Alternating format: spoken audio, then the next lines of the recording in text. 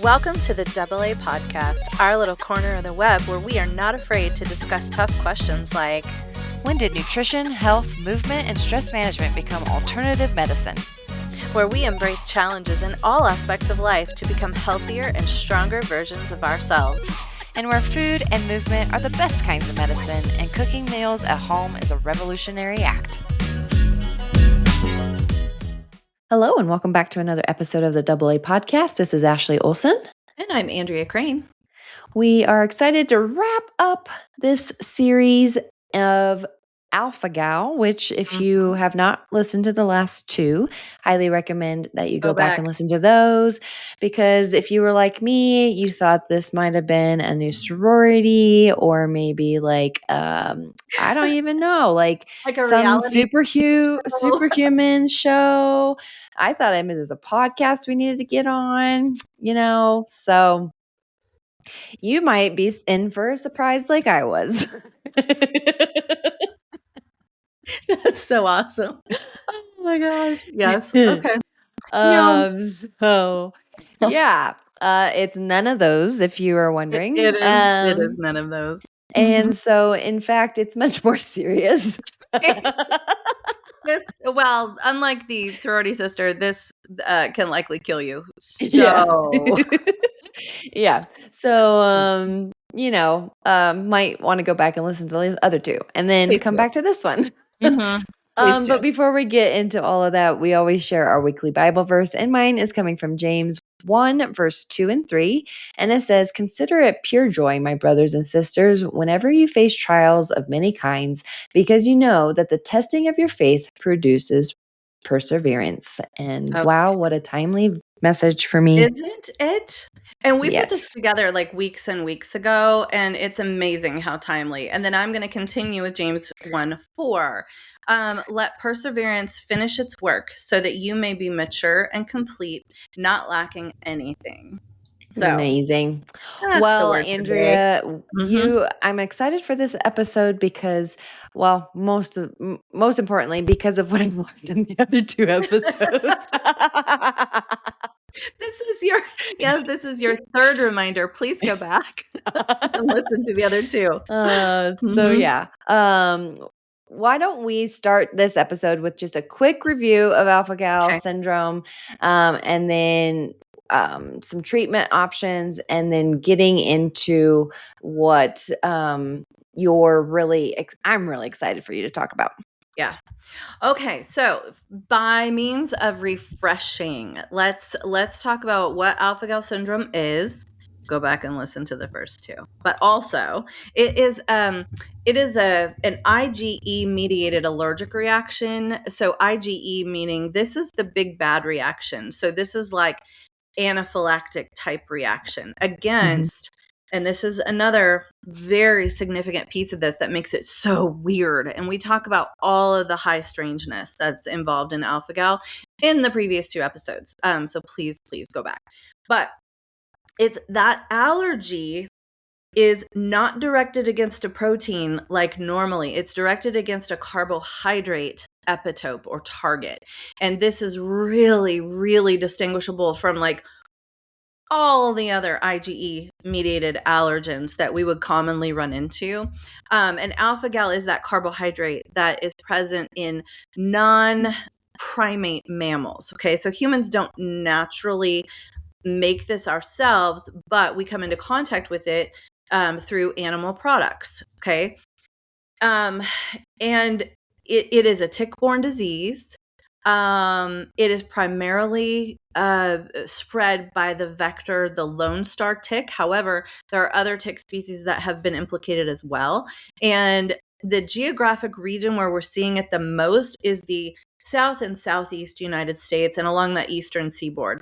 But it is moving west. And at the time that we are recording this is it's the first week of August in 2026. And I predict by this time next year, it will be all over the country. Wow. But that's just kind of my prediction and based on nothing other than just my own speculation. So And what was very fascinating too that you pointed out is that it literally sniffs out human blood. Like, oh, the ticks? Yeah. Yeah, they will hunt you. Yeah, Lone Star ticks will hunt you. That is disgusting.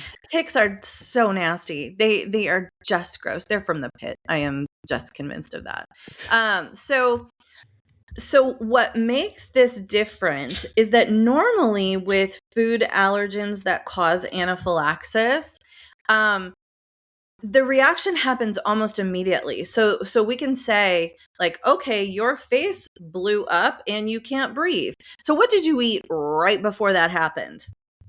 Okay. When we do some inspection of the diet, invariably you're going to find the culprit. However, with alpha-gal, that delay can be like 8 to 10 hours later. So you can eat dinner and wake up in the middle of the night with a full-blown anaphylactic reaction. Okay, so this is problematic, especially when it comes to, let's say you had something for breakfast and then you eat your normal food throughout the day and then you have the reaction. It's very difficult to pinpoint at that point. So reactions also can be very inconsistent. So you may have a small reaction one time that maybe you just chalk up to like hay fever, or gosh, I got this weird rash, or had some stomach upset and nausea, but you don't know what it's from. And then the next time that you're exposed, you could have full-blown anaphylaxis. So anyway, it's very strange. It's very strange. It's difficult to diagnose, but it is becoming more and more a part of our national conversation. So I'm glad for that, in one sense, that people are becoming more aware of it, especially providers like myself, knowing that, hey, this exists and we need to watch for it.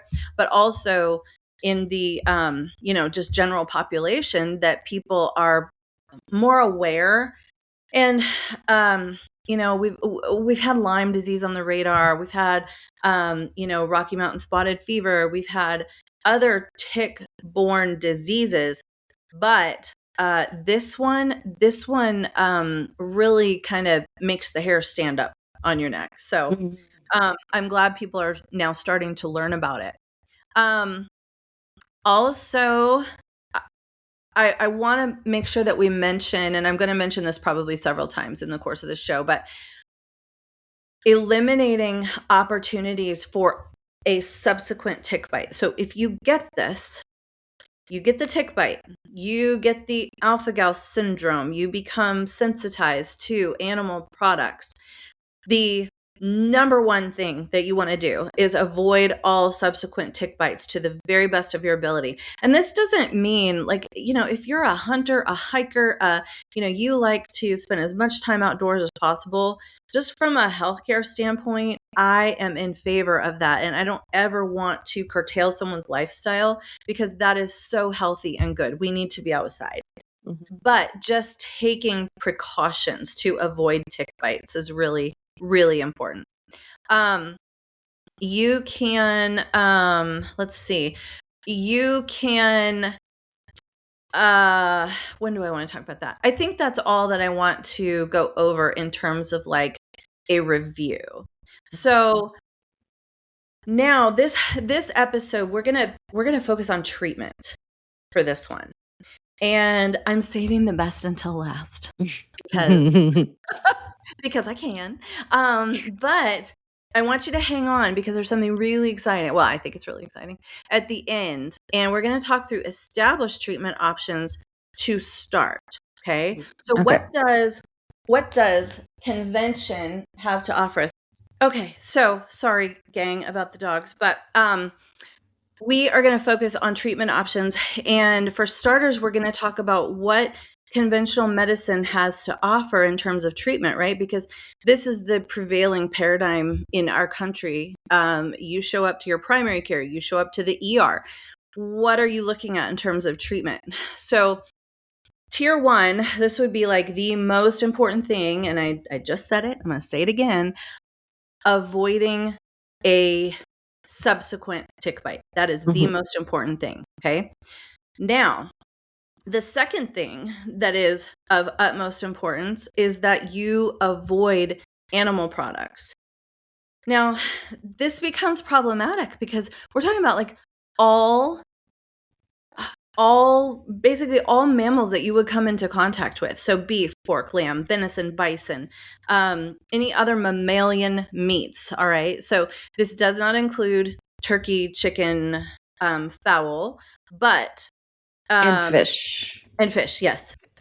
But all of the hooved or, feeded animals, you are going to have a problem with, okay?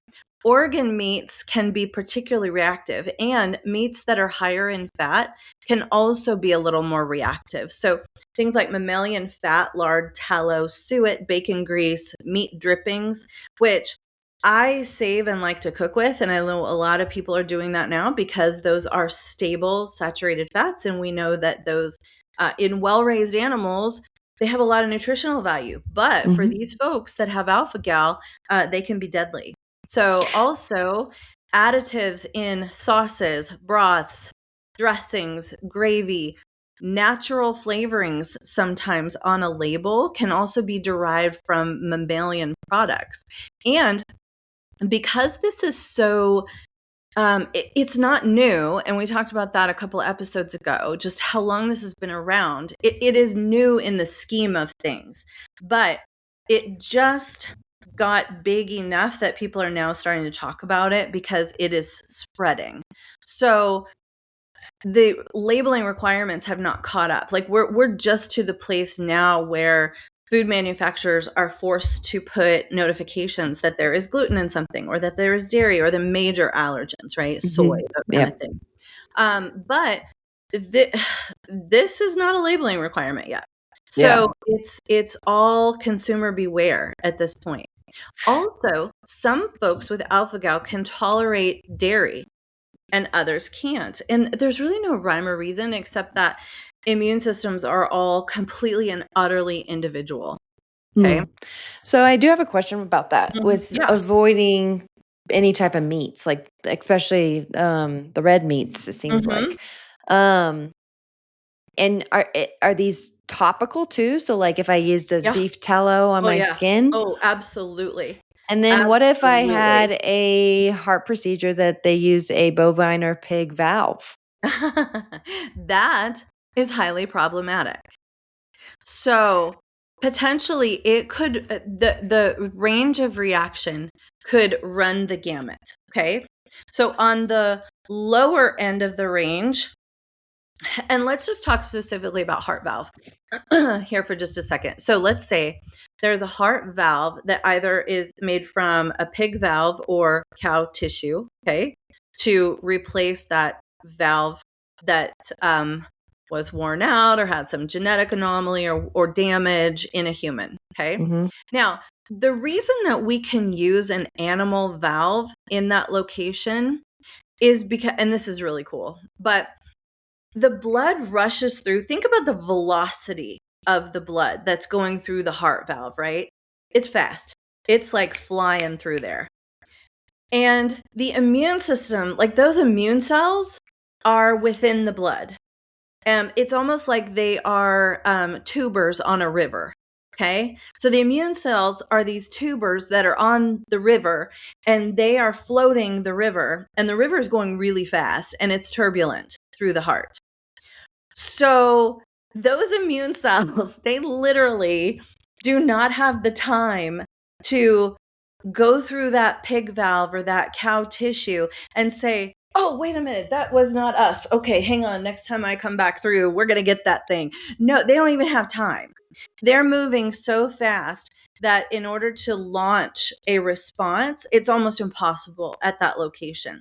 Not to mention the fact that porcine valve, pig tissue, is very similar to our own. And so a lot of times, and depending on the tissue that's used, but heart valve in particular is very compatible with our own immune system. And so there's no like red flags that are like, hey, we got to check this out. Okay. So it's almost like it's kind of a geographic very physical anatomic solution that you just flush that blood through fast enough and it literally does not have time to raise a response. However, with alpha-gal, you could potentially stimulate an anaphylactic response. So that would be the worst, right? The best would be that the blood flow, the immune cells don't recognize it as they're whooshing through. The worst case would be that it is enough of a red flag and you have enough IgE antibody that it is able to launch a response, and then you're off to the races and you have anaphylaxis. Now, somewhere in between could be that the inflammatory response shortens the life of that valve. And so you don't get your 10, 12, 20 years out of that valve. You get a much shorter period of time because of the destructive processes that are brought about by the inflammation. Does that make sense? It does. And then so for somebody that has a valve replacement, they may not even know it's from the alpha-gal. They would be just like, oh, my heart valve is just time for repair. That's right. And so then, but if you do know that you have alpha-gal, then say, yeah, your valve does malfunction, then you could go to your PCP or your heart cardiologist and be like, hey, I have alpha-gal, my valve. And then because they know that the valve is, I mean, they should all be talking together. Like, yeah, but they don't. Should know. They should know. Right. The patient should know, because if they're reacting to their own heart valve, the chances are, I mean, as close to 100% as you can get, that they're reacting to other things as well. Right. So they're reacting to the foods they're eating, to the, like you said, tallow they're putting on their face, or, maybe they're on an anticoagulant that is heparin based, like a low molecular weight heparin.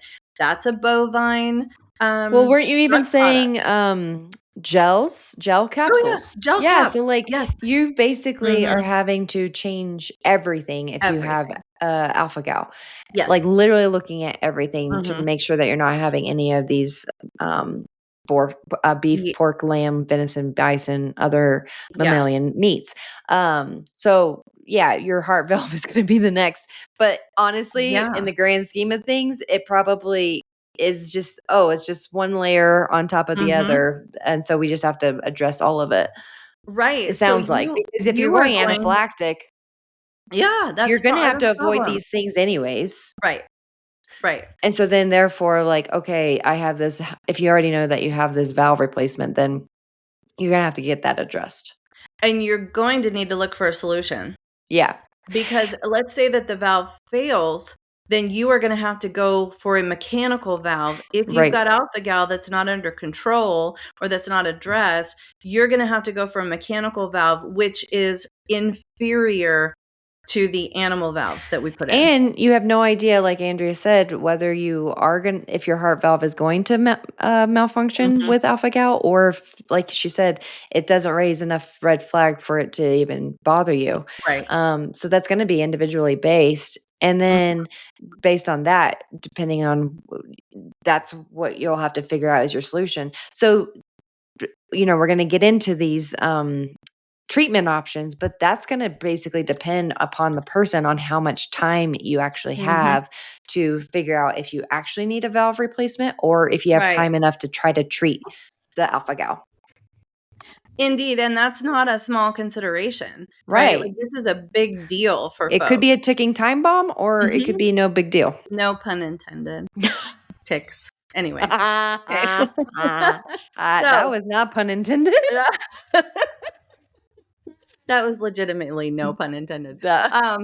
So that's where the next kind of leg of what convention has to offer is, one, avoidance, right? But if you've got something implanted inside you, you cannot avoid it. So preparing for breakthrough reactions is the next leg of a conventional treatment strategy, okay? And the way that we prepare for those is essentially with medications that are targeted at either arresting the immune system or blocking it in some way, or emergency support for an anaphylactic reaction, something like an EpiPen, right? So the how do we meaningfully arrest that that response? Well, we can use things like antihistamine. And there are several different types of antihistamines. We can use like a first generation antihistamine, like a true H1 antihistamine. That would be something like Benadryl. That's an old school antihistamine, crosses the blood-brain barrier, causes lots of drowsiness, not really a great solution for long-term use, because we know that chronic use of Benadryl or diphenhydramine, also its chemical cousins like dimenhydrinate, doxylamine, all of those antihistamines, old school H1 blockers, those all confer an increased risk of dementia when they are used chronically over time. Which we did a whole episodes on these. So go back and listen to that, because that is super fascinating. Yes, sleep episode. Where we talked about that. So that's not a great solution. We use Benadryl / diphenhydramine for allergic reactions of varying severity. It's a great drug. It's a life-saving drug. It is a really effective medication to have in your arsenal, but it's just the chronic use over time that's not good. So then we have some second generation antihistamines that don't cross the blood-brain barrier. And again, these are true H1 antihistamine, but they would be some of the newer generation. Like if you remember, there was a medication called Allegra, fexofenadine. Okay.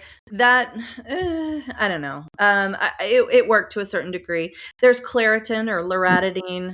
Doesn't work very well at all.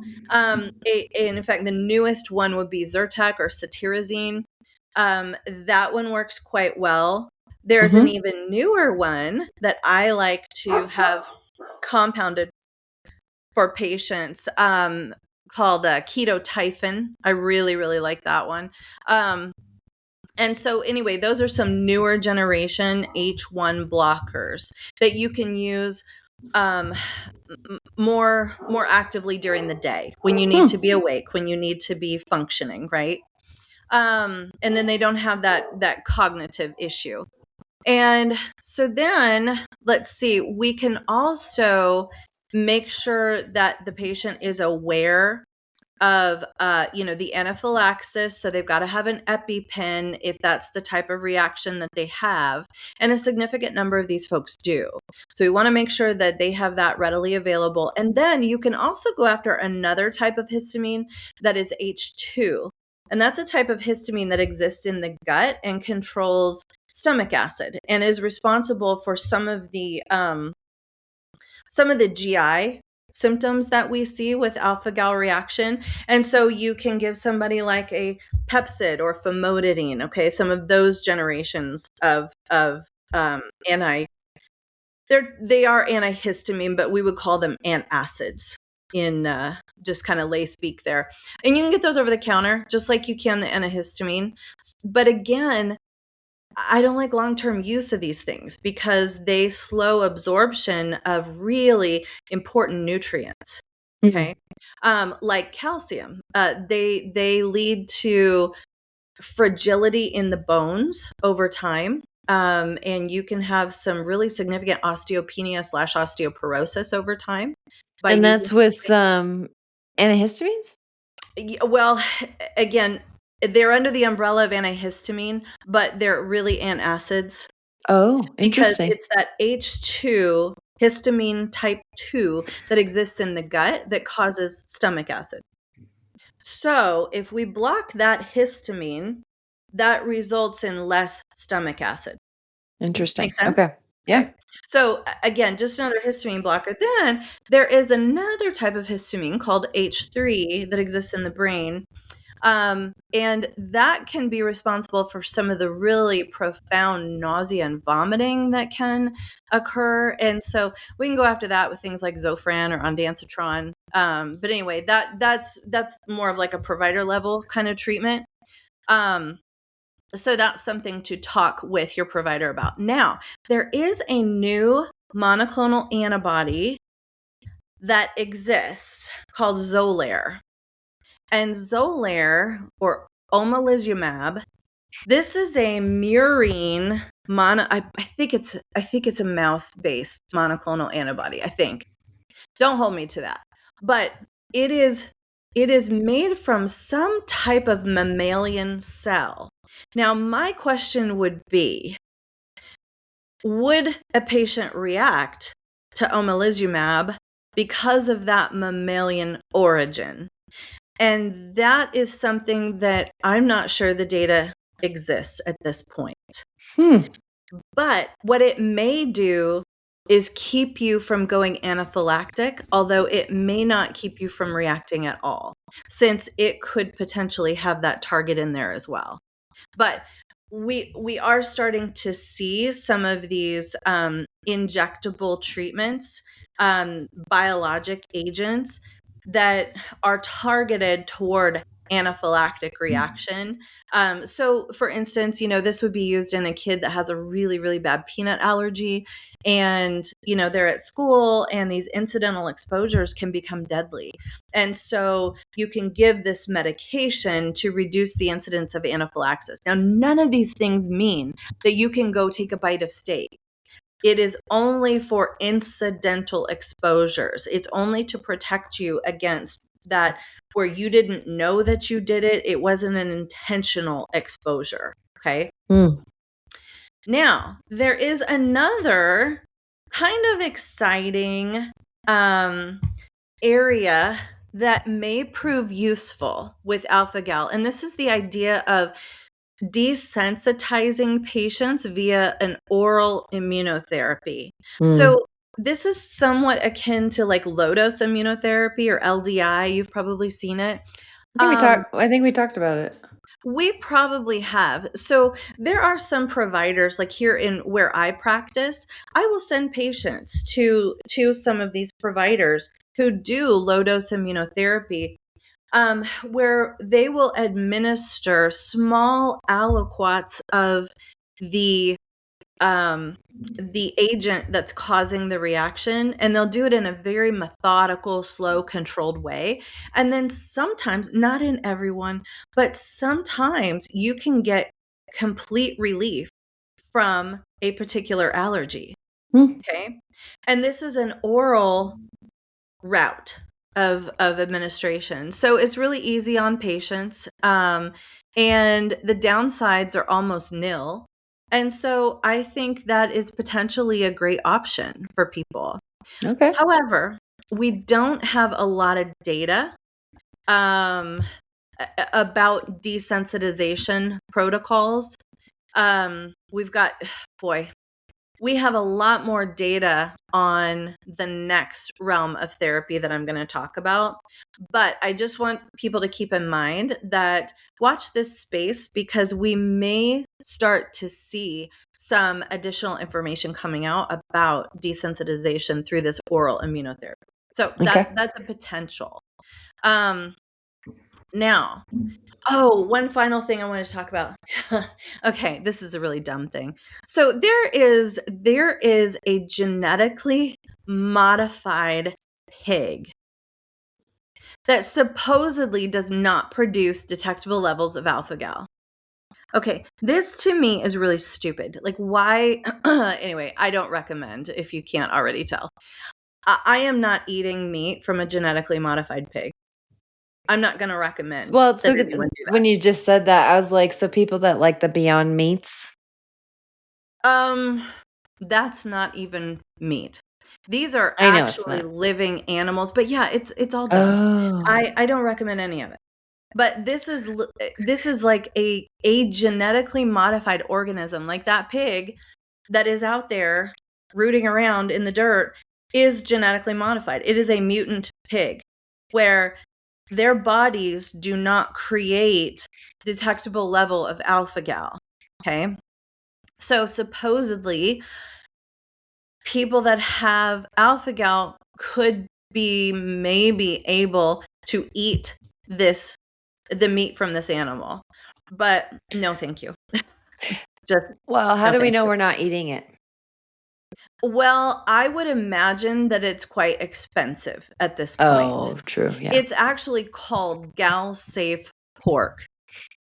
Okay, so to me, it's like, you've heard about the idea of war profiteers, where they're people that sit and capitalize on the misery of other people. Yep. That's kind of how I see this.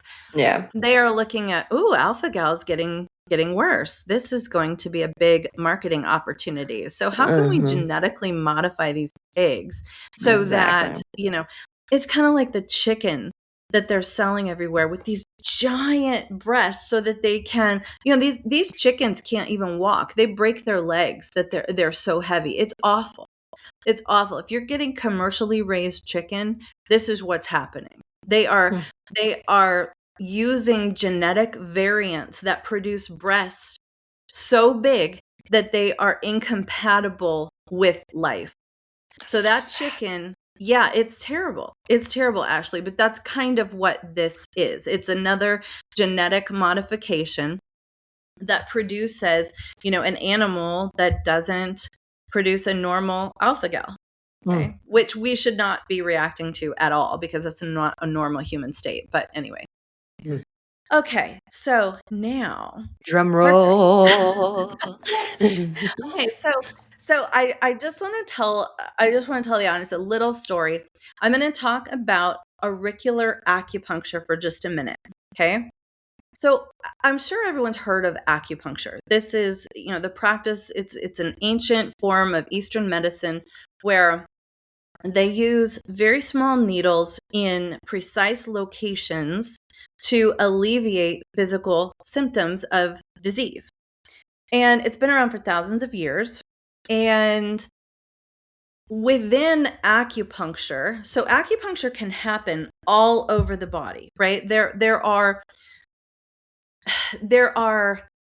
acupuncture points that exist on our skin from head to toe. Now, there are also within acupuncture this idea of microsystems. And they call it, it's called a homunculus. And if you're like me, that conjures up not great images. It's sort of esoteric and a little bit creepy. However, I want to maintain the label of a microsystem. We're going to call it a microsystem, okay? So the idea of a microsystem is that you've got a representation, and let's start with the bottom of the feet, okay? Have you heard of reflexology? Oh, yeah. Okay. That's what this is. On the bottom of the foot, there are points that are representative of other places in the body, right? So there are these reflexology mats that you can walk on that will stimulate different areas of your feet to help with things like headaches and musculoskeletal aches and other forms of disease and healing, muscle and joint repair, that kind of thing. Okay. Yep. So there is another microsystem. Actually, there's a microsystem that exists in the iris. You can look like microscopically, you can look at someone's iris and apparently tell a great deal about the health of the physiology of the whole rest of the person based on points in the iris. Okay. That's another microsystem. There is a microsystem that exists in our ears. So that flap that's on the sides of our faces, those flaps of cartilage that we call ears, there is a microsystem that maps to every area of the body, just like in the feet, just like in the iris, okay? And if you can pinpoint certain areas of the ear and apply a stimulus, that stimulus can be a needle, that stimulus could be an electrical impulse, it could also be a vibratory impulse like a tuning fork. If you can apply that to a specific spot, then you can exert a positive physiological benefit from that. And the first time, because I became very interested in alpha-gal because it's weird, right? It's weird. So who wouldn't want to learn about that? And I found a lot of people. Well, okay, that's fair. That's fair. Yeah, okay. All right, back down to reality. That's fair. But anyway, I fell down this rabbit hole. I'm glad you did. Thank you. And there was this really interesting technique that had been used quite successfully called auricular acupuncture that had been treating alpha-gal cases. That's wild. Because then I had to learn, well, what the heck is auricular acupuncture? I didn't know you put needles in ears. Oh, well, yeah. You can.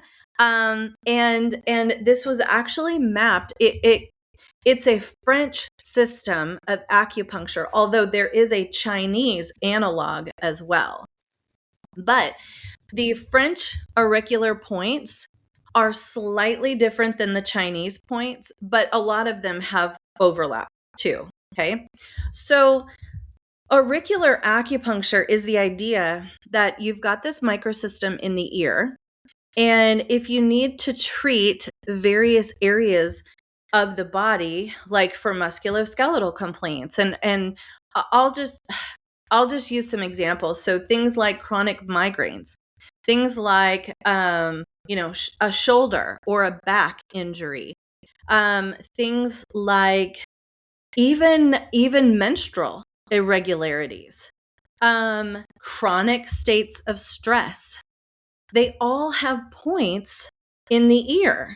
Okay. So, apparently there is a specific point that relieves a patient of the symptoms of alpha-gal. Okay. That's bizarre. So I had to research that. Yes. So I got down this rabbit hole and I just felt like in the deep corner of my mind, I'm like, I need to learn how to do this. This is very powerful. And I'll tell you what the coolest thing about it is. There aren't side effects that occur as a result of this therapy, right? When I write a prescription, I always have to keep in the back of my mind, okay, what's this going to cause? What do I have to tell this patient to watch out for, right? I've already told you about some of the side effects associated with over-the-counter medications like Pepcid or Benadryl, right? Osteoporosis, dementia, those are significant side effects. But something like auricular acupuncture, it's all upside. It's all benefit. You're not going to hurt anybody with this. That's and crazy. To me, that's a perfect therapy. If I can, one, exert some benefit, but also cause no harm, that I can't get better than that. And so Anyway, I started looking for, and surprise, we're going to have this guy on our show at some point. We have to get him scheduled. But Dr. Jed, I found, lo and behold, there is an OG auricular acupuncturist that is literally down the road from where I live. And so I stalked him for a while and I sent him several correspondences like, hey, you don't know me, but I have been doing lots of reading about you. I am so interested in this. And do you think, would you have the bandwidth for me to come and maybe meet you and see what you do? And this is the most gracious man that you would ever meet. He's wonderful. You guys will all meet him. We're going to have him on the show, but he agreed to kind of take me on and to train me in auricular acupuncture technique. And he was not at the time familiar with the specific technique used to treat alpha-gal because, again, we don't see it out here. Yeah. And so I told him that was specifically what I was interested in. So he has been kind of diving down his own rabbit hole and figured out where this point likely is to treat alpha-gal. And so the second that I have a patient that needs this kind of therapy, one, we're going to do the proper testing, where I'm going to take the proper history, just to confirm the diagnosis. But then I am going to take this patient to where my mentor is, and we're going to work on them and hopefully relieve them of their alpha gal. So what this is, it's called SAAT. So this is an auricular acupuncture technique that was honchoed by a doctor named Dr. Nadir Soliman. So SAAT stands for Soliman Auricular Allergy Treatment. Okay. Now, what happens is, so I will tell you that when you get trained in these, ancient techniques, you practice very similar to the way that your mentor practices, right? And so there are certain hallmarks of everyone's technique that they learn over time. So I will practice very similarly and not nearly as expansively as Dr. Jed, but as a tool in my toolkit, it's phenomenal. It's and awesome. So I will practice similarly to the way that he does. And the way that he exerts a signal on those points is with the use of a tuning fork. And he's used all manner of stimulation over the years, because he's been doing this for decades. And he says that the tuning fork works, it's superior to any other technique that he's used over time. And so for regular auricular acupuncture, I have been using a tuning fork, and I have seen some things, Ashley. I have seen some things that I cannot explain. I've followed him around in clinic. I've taken some trainings by him, and I've seen some things. I've done some things that I cannot explain. I have practiced on all of the ears in my family, all of the people that live here, and it's not explainable based on my understanding, my Western understanding of physiology. However, I see it with my eyes. I experience it, and it's like, well, you know what? I don't have the confidence to say that I know everything. Mm-hmm. And so I'm quite willing to admit that I don't understand absolutely everything that's going on with human physiology. And I think if someone tells you that they do, they are sadly misguided. So the SAAT treatment is a little bit different. There is something called auricular pins, where you can place a teeny tiny, like 3 millimeter needle into the ear, okay, at a very precise point. So this point, that is where the magic is. The point needs to be determined by the provider. All right. So you would go in, let's say you have alpha gal, and you go in to a practitioner that practices this, and they determine where that point is on your ear. They place a very, very small needle, and they cover it with an adhesive, like a piece of medical tape, for all intents and purposes. Okay. They cover it with a little adhesive, and that thing will stay in for 3 to 4 weeks. Oh my gosh, I'm looking at pictures of this, and it is a Cool. tiny needle. Oh, it's so small. Yes. So if you've got a needle thing, I understand that, but this is so small you won't even know. Literally, one picture is showing tweezers holding it, and you can barely see it. That's right. That's right. It's so impossibly small, but it stays in. And it adheres to that spot for 3 to 4 weeks. And then you go back and have it removed. And let me just tell you about the only study that I know of. And the other thing I want to mention, it's only placed in one ear. Well, how do you know which ear to place it in? Again, that is determined by the practitioner, because there are ways to tell what is reactive, like where is the reactive point in the ear. And you can determine this electromagnetically. There are little devices that you can use to see electrically, what's going on in that area. It could be a tender spot where the patient is like, oh, that really hurts right there. Yeah. So anyway, there are different ways of determining where to place this thing, but the provider would determine that. They place the thing, and then the patient comes back 3 to 4 weeks, and then it's removed. Okay. Now, let's see.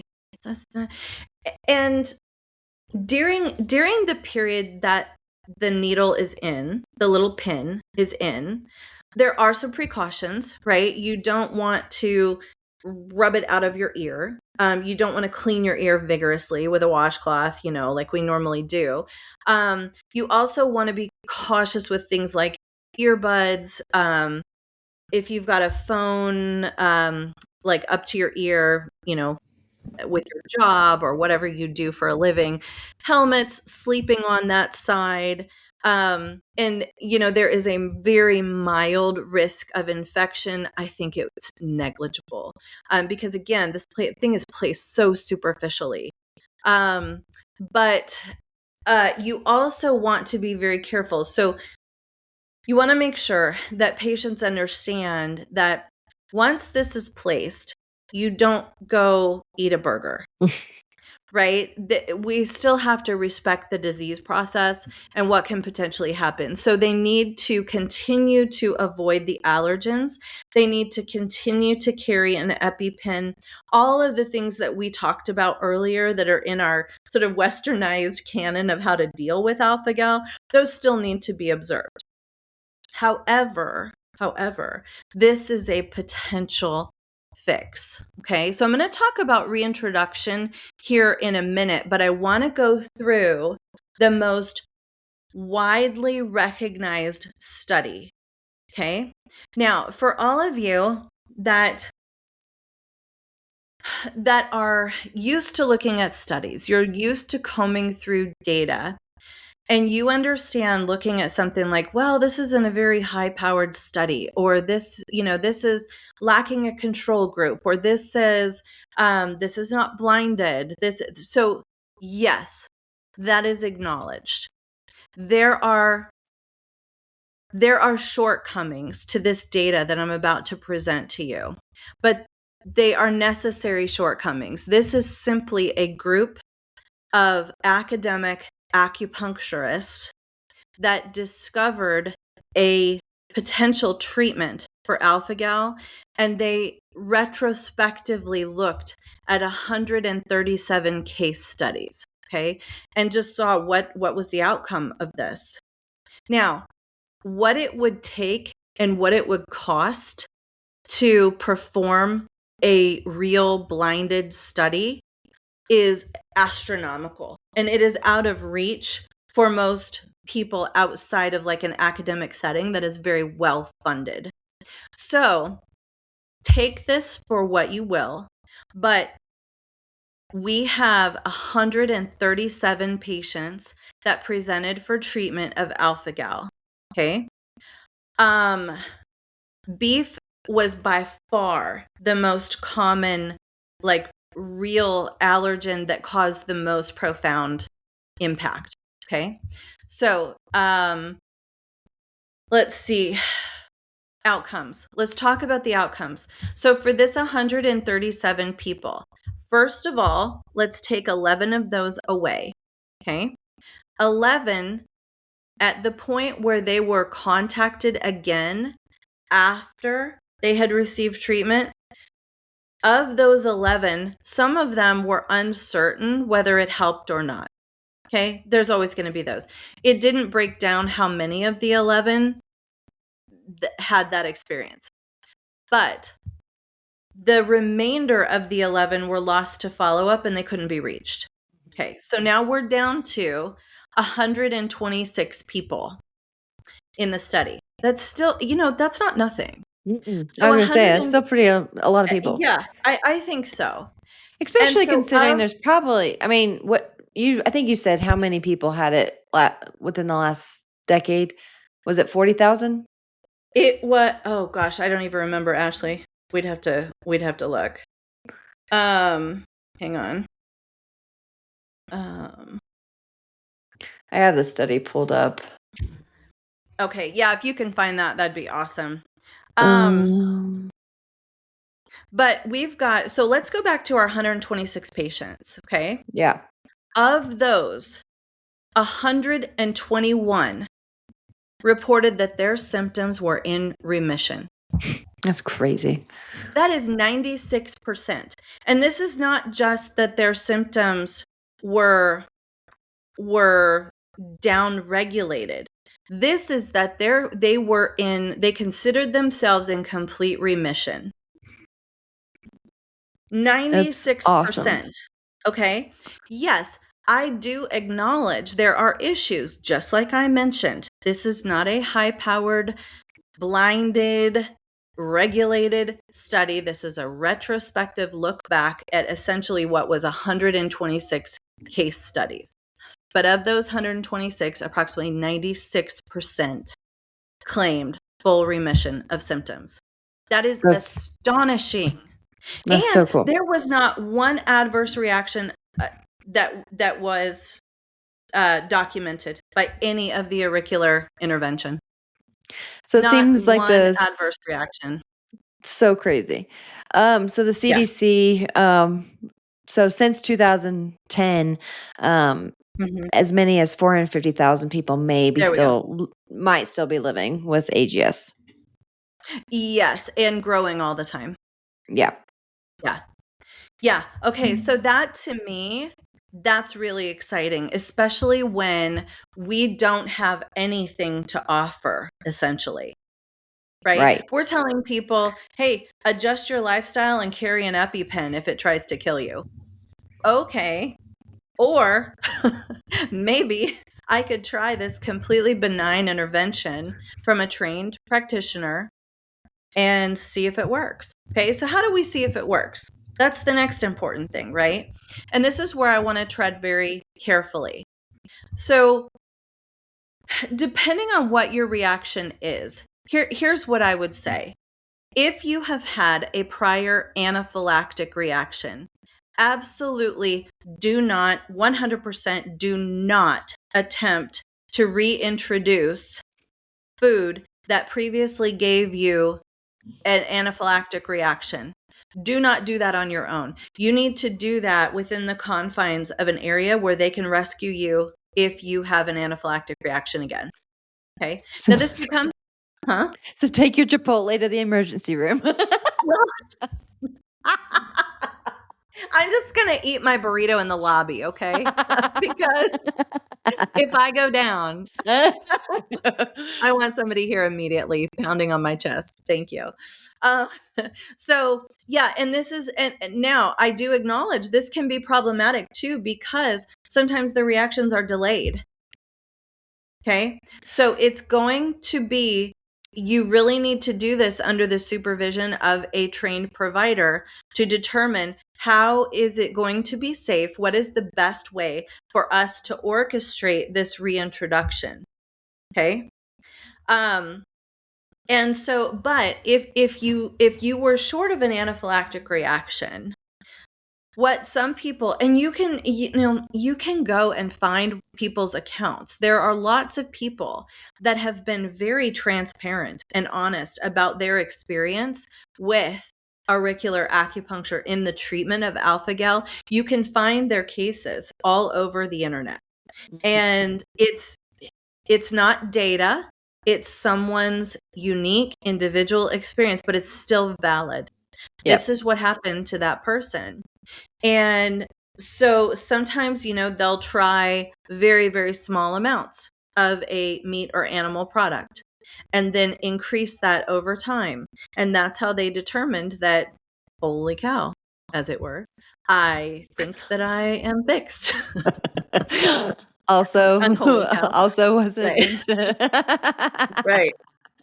So anyway, but that is the exciting thing. And I will say, I have not placed any auricular pins at this point.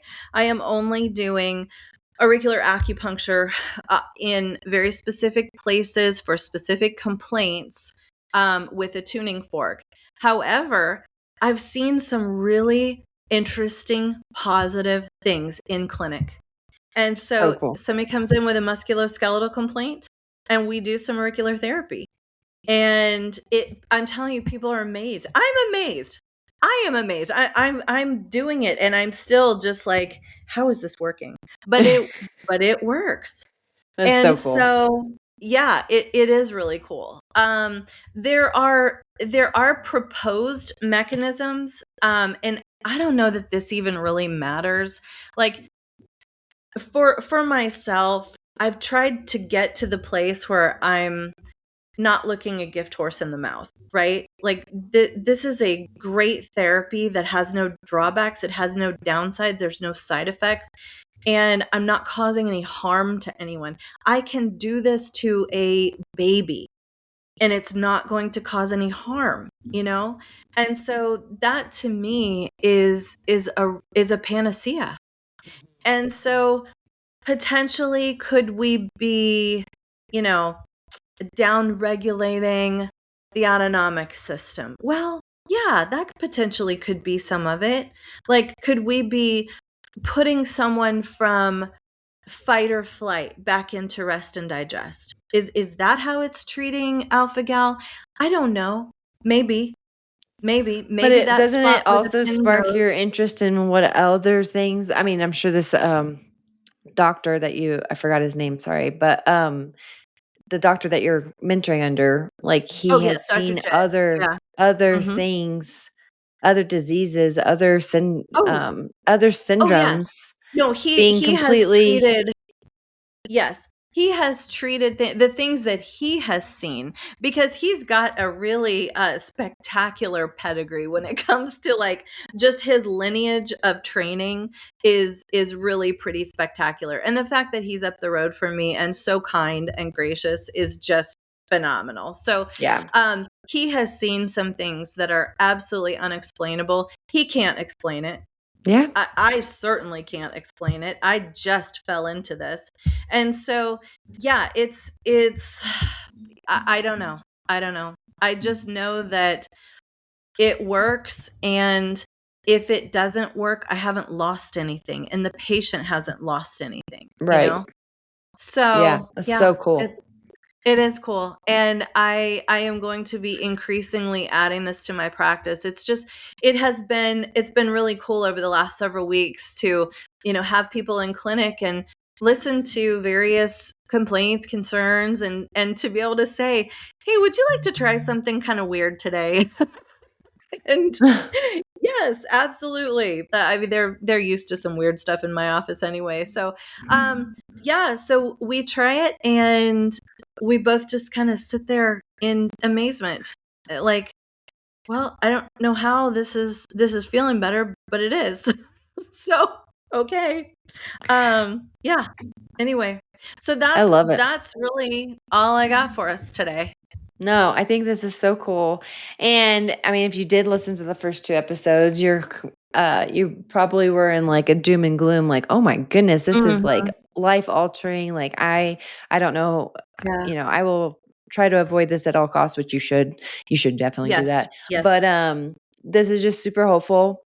And I would Mhm. absolutely love to pick this doctor's Dr. Jed, he's coming. Jed. Yeah. Dr. Jed's brain on so many things. Mhm. Because I truly I have clients that have used acupuncture for fertility. Mhm. Yep. I'm super interested in it for facial cosmetics. Yeah. Yeah. Um and I knew about the ear pinpoints just growing up. I know my mom was super into that, but also the Of feet, course the she was. reflexology, that was a Uh-huh. huge part of our growing up. We would, Wow. Yeah. depending on what our aches and pains are, we would find those pressure points on the feet and massage them out. Wow. Yeah, I'm And not so surprised. Your mom's yeah. so far ahead of things. Yeah. But Yep. yeah, this is super fun, super cool, and I'm just excited that somebody that I know very well I know. Girl, get your is ears doing ready into because next this. time So, I'm in Colorado. well, I might just make a trip up. So, Well, you can absolutely do that. Yeah, yeah. I will take you to see Dr. Jed and we'll Oh, that'd just be super fix you cool. up. Yeah. Yeah. Well, again, thanks so much, Andrea, for putting all this information together and in such a concise and digestible manner. I think that's one of your many gifts, is that you're able to relay this very complicated, very deep knowledge information and make it be like, oh, I totally understand that now. So really appreciate what you bring to the table on many fronts, but just on that one in particular. But if you, didn't you want to do a call out to anybody that potentially might have listened or found our episode? Absolutely. That might be in the Boise or Sun Valley, not Sun Valley. Yeah, even like in the Treasure Valley, if you're in the Treasure Valley, if you are in like, even, Salt Lake is not that far. If you're in northern Utah, if you're in eastern Oregon, if you are struggling with alpha-gal, I can help you to confirm a diagnosis. We can run some blood tests. We can get you established. But if it comes back that that's what you're dealing with, then I will take you myself, and and we will make a field trip, and we will go see Dr. Judd and try and get this thing resolved for you. And because everyone's kind of in a learning phase right now on this, but this, by far, of everything that I researched, this is the most efficacious by a mile. And it's astonishing how well it works when it works. Now granted, there was a fraction of those 11 people that said that they didn't know if it had helped. And I don't know how many of the 11 it was. It's very unclear. But to have 96% claim complete resolution of the residual 126, that's astonishing to me. And those aren't numbers that can be ignored. So nope. I think there's definitely something about this. And if your prediction of next year is correct, then you will be booked solid.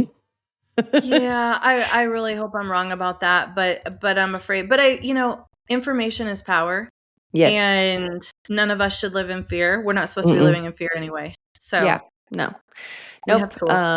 There's always something out there that can be used. So, well, if you know somebody that might have this, like Andrea said, send them to Andrea. Her contact information is always in the show notes. And if you have questions or concerns about what you've heard in the last 3 episodes, please reach out. We always love to hear from you. And we will try to get those questions answered. And the biggest compliment we can receive is you sharing an episode with your family and friends. So if you do that, we thank you so much. And the next highest compliment is to give us a 5-star review on whatever platform that you are listening on. That just helps the algorithm push us out, especially with hot topics like alpha-gal. We have definitely gotten some communication because of that. It's a hot topic right now. So we appreciate all the help that you can give us. And we were joking about it. Like, this is not a money maker for us. If anything, we're losing money on this thing. Yes. Brain cells and time. But you know what? We really do enjoy putting the podcast out. We really enjoy getting some information to you guys that may not be the norm, and most likely is not the norm. And that's why we have the AA podcast. So, as always, thank you so much for listening, and we will catch you on the next episode. Bye.